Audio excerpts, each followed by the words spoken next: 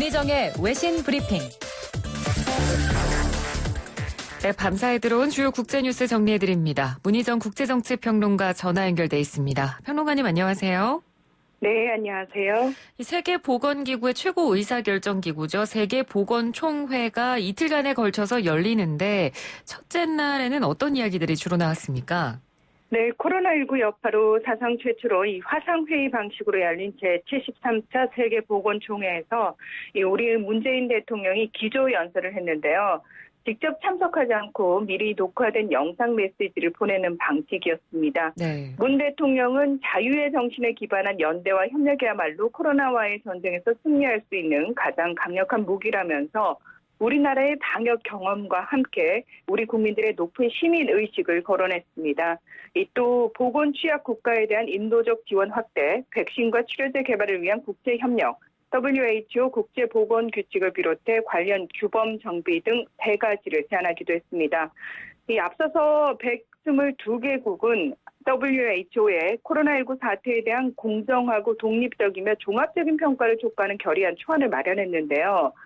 이건 중국과 중국 편향적인 WHO에 대한 불만의 차원으로 중국을 직접적으로 거론하진 않았지만 사실상 중국에 대한 조사가 WHO와는 별개로 이루어져야 한다는 것을 의미합니다. 예. 이에 대해서 테오드로스 아드하논 거브레예수스 사무총장은 정말로 포괄적인 평가가 되려면 모든 행위자의 대응을 선제적으로 전체적으로 아울러야 한다는 단서를 달아서 각국 정부의 코로나19 대응 역시 평가 대상이 되어야 한다면서 WHO 차원에서 독립적인 조사를 하겠다고 밝혔습니다. 다시 말해서 중국을 조사하려면 나머지 국가들도 다 조사를 해야 형평성에 맞는다라고 얘기를 한 겁니다. 네네. 시진핑 중국 국가주석도 기조연설에서 중국은 개방적이고 투명하고 책임감 있게 행동했다면서 코로나19 대응에 대해서 WHO가 주도해서 과학적이고 공정한 방식으로 이루어져야 한다고 주장했습니다.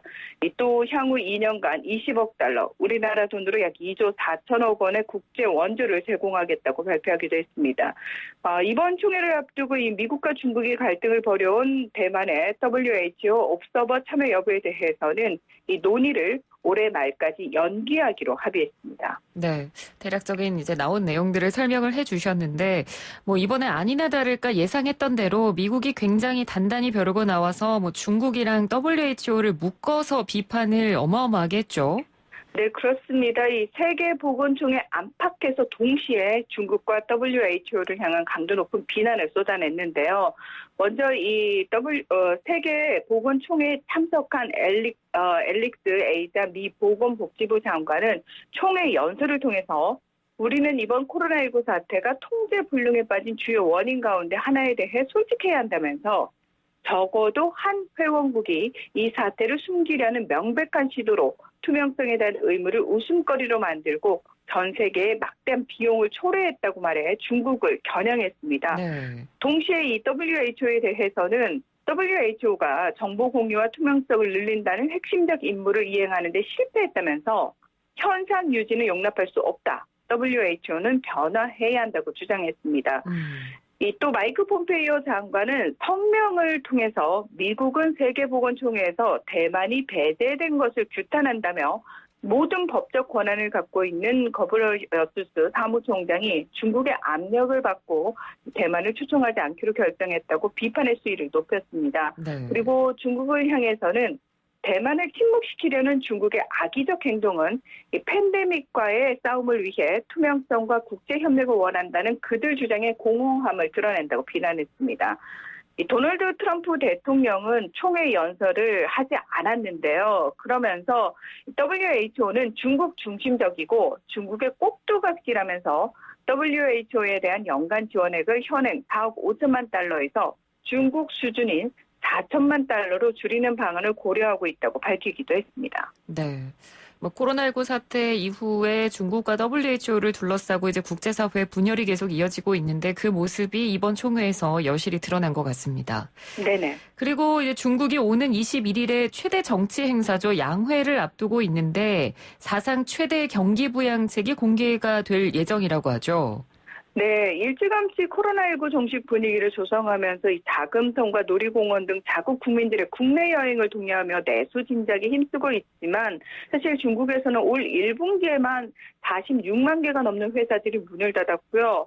1월부터 3월까지 2,600만 개의 일자리가 사라지는 등 실업률도 9%까지 치솟을 것이라는 우려가 많습니다. 네. 이렇게 사태의 엄중성을 인식하고 있는 중국 정부는 경기 진작을 위해서 이 최소 800조 원에 달하는 재정 통화 정책을 아우르는 고강도 경기 부양책을 펼칠 것으로 예상이 되는데요. 이미 지난 3월 말 개최된 중국 공산당 정치국 회의를 통해서 정부 부문의 부채 증가를 좀 감수하고서라도 대대적인 공공 투자를 일으켜서 경기를 살리겠다는 재정 정책을 통한 경기 부양 방향을 사실상 확정한 상태입니다. 예. 이와 관련해서 이 기관들의 분석을 좀 보면은 중국 정부는 지난해 2.8%던 국내 총생산 대비 재정 적자율을 3.5%까지 높일 것으로 예상이 되고요. 그리고 특수목적 채권과 특별 국채 발행을 통해서 확보될 것으로 추산되는 재원만도 최소 5조 위안, 약 864조 원 규모에 달할 것으로 전망이 됩니다. 쉽게 설명해서 국가 부채를 좀 높이는 한이 있더라도 어떻게든 돈을 조금 확보를 하겠다라는 얘기인 거거든요. 네네. 더불어서 통화정책 역시 시장이 좀 돈을 푸는 방향으로 4년째 동결 중인 기준금리를 인하할 것이라는 관측이 제기되기도 했습니다. 그러니까 정부가 부채를 조금 늘려서라도 국가 재정을 확보를 하고 그렇게 확보한 재정을 시장에 좀 푸는 방향으로 가지 않겠느냐라는 얘기가 나오고 있는데 네. 이 문제는 사실 지난 2008년에 좀 공격적으로 시장의 유동성을 공급 확대했지만 이게 인플레이션과 주택가격 폭등을 비롯한 각종 사회 경제적 부작용을 일으킨 적이 있습니다. 그래서 이 학습 효과가 있는 만큼 아무래도 좀 시장의 돈을 공격적으로 푸는 부분은 제한적이지 않겠느냐라는 얘기도 나오고 있는데요. 네. 일단 시장에서는 대규모 경기 부양책에 대한 기대감이 상승하고는 있지만 정확한 내용은 양회가 진행되는 과정에서 확인할 수 있을 것 같습니다. 네, 알겠습니다. 자, 이번에는 미국 소식입니다. 마이크 폼페이오 국무장관이 보좌관들에게 사적인 심부름을 시켜서 논란이 되고 있다고요?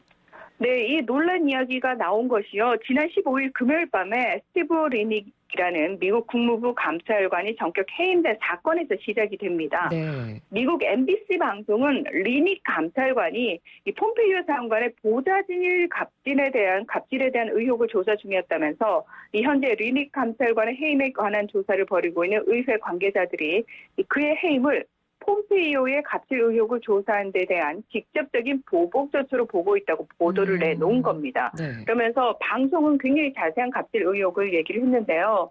이 폼페이오 장관은 자신의 보좌관에게 개 산책이라든지 세탁물 찾기, 또 아내와의 저녁 식사 장소 예약하기 등 심부름 수준의 사적 업무를 지시한 의혹을 받고 있습니다. 더불어서 이 폼페이오 장관이 트럼프 대통령에게 해당 감찰관 해임을 건의한 것으로도 드러났는데요. 사실 폼페이오 장관의 이 갑질 의혹과 관련해서는 지난해에도 CNN 방송이 폼페이오 장관이 경호원들에게 식당에서 음식을 가져오거나 또 애완견을 찾아오라는 등의 사적인 지시를 내렸다는 내부 고발이 있었다면서 민주당 측이 조사 중이다라고 이미 보도한 적이 있습니다. 네. 이제 이 폼페이오 장관의 갑질 의혹과 관련해서 자주 등장하는 인물이 있는데요. 이 바로 장관의 아내인 수잔 폼페이오입니다. 이 특별한 직책이 없음에도 공무에 과도하게 개입한다는 비난도 거세게 일고 있는데요. 이 폼페이오 장관이 중앙정보국 CIA 국장이던 시절부터 이 종종 공무차 해외 순방을 할 때 부인이 동행을 해서 사실 부인이 동행을 하게 되면 별도의 직원이 배치가 돼야 되거든요. 네네. 따라서 이 직원들은 공무와 전혀 상관없는 임무에 동원된 부분도 여러 번 지적이 됐었습니다.